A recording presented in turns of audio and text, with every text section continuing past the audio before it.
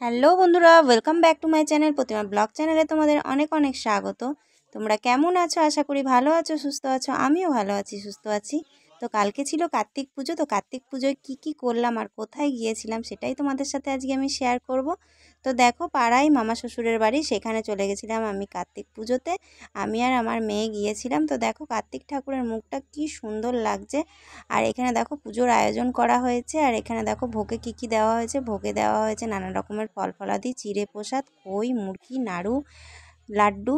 একটা বাচ্চা ছেলে যা যা খেতে ভালোবাসে সেরকমই সমস্ত কিছু দেওয়া হয়েছিল। আর এদিকে দেখো পুরোহিত মশাই পুজো শুরু করে দিয়েছে। পুজো প্রায় কমপ্লিট। আর এখানে দেখো হচ্ছে এখন আরতি। আরতি হয়ে গেলেই পুজো কমপ্লিট হয়ে যাবে। আর তা করতেই আমরা ওইদিকে যেখানে খাওয়া দাওয়ার আয়োজন হচ্ছিল সেইখানে লুচি বেলাবেলি হচ্ছিল, ওইখানে ছিলাম। তো একটু মধ্যেখানে উঠে এসে এখানে পুজোর এখানে দাঁড়ালাম। আর পুজোটা কমপ্লিট হয়ে যাওয়ার পর আবার চলে গিয়েছিলাম লুচি বেলার কাছে। তো দেখো, এখানে সবাই মিলে লুচি বেলা হচ্ছিল। সবার খাওয়ার আয়োজনের জন্য এখানে লুচি করা হচ্ছিল, তাই লুচি বেলা হচ্ছে। আর এই দিকটায় দেখো, এই দিকটায় মস্ত বড় একটা কড়াই চাপিয়ে দেওয়া হয়েছে লুচি ভাজার জন্য। এখানে সবাই মিলে লুচি ভাজা হচ্ছিল।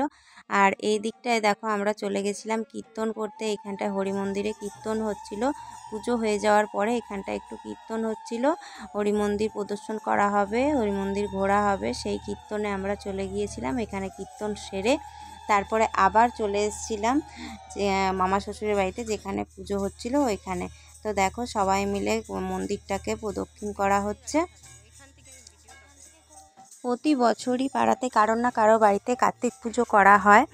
তো এবছর মামা শ্বশুরের বাড়িতে কার্তিক পুজো হচ্ছে, আর পাশে আর একটা বাড়িতে কার্তিক পুজো হচ্ছে।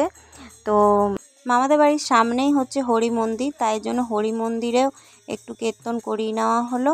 আর কার্তিক পুজো হয়ে যাওয়ার পরে এই কীর্তনের দল এসে কীর্তন করবে, সেজন্য আয়োজন করা হয়েছে। সবাই খাওয়া দাওয়া করবে, কীর্তন করবে।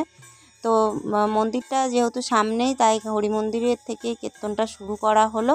তো এইখানে একবার করে মন্দিরটা পাক দিয়ে নিয়ে তারপরে তুলসী মন্দিরে আর একবার পাক দিয়ে নেওয়া হবে, তারপরে কীর্তন শুরু হবে। এই দেখো তুলসী মঞ্চ, এখানে সবাই মিলে এখানে একবার প্রদক্ষিণ করবে, তারপরে মামাদের বাড়িতে গিয়ে কীর্তন শুরু হবে।